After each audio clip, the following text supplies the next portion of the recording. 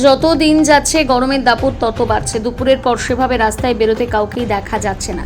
যাদের খুব প্রয়োজন তারাই মূলত রাস্তায় বের হচ্ছেন। এবার তাদের কথা মাথায় রেখে প্রতি বছরের মতন শান্তিপুর ট্রাফিক পুলিশের তরফে জলছটের আয়োজন করা হলো। পথ চলতি মানুষকে ছাওয়ায় বিশ্রাম করিয়ে তাদেরকে খাওয়ানো হচ্ছে বাতাসা ফল এবং সেই সঙ্গে ঠান্ডা পানীয় জল।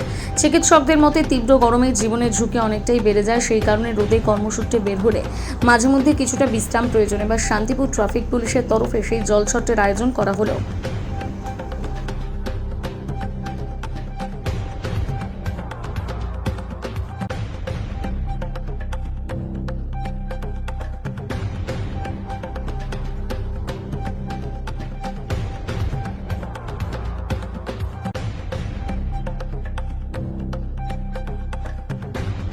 কি নাম আপনার?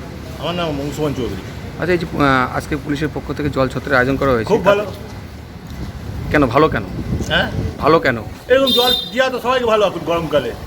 কেন সমস্যাটা কি হচ্ছিল আপনাদের? আমাদের কোনো সময় আমাদের গাড়িতেও জল থাকে, রাস্তায় রানিংয়ে যদি জল পাই আরও ভালো। সবসময় তো বোতলে জল থাকে না, গরম হয়ে যায় জল।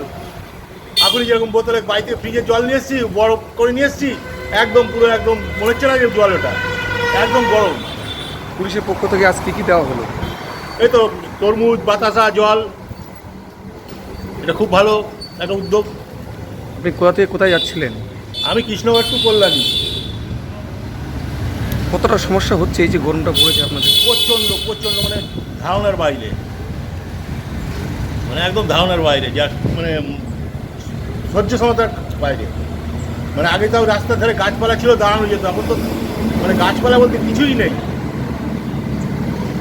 কি নাম আপনার বললেন? অংশুমান চৌধুরী।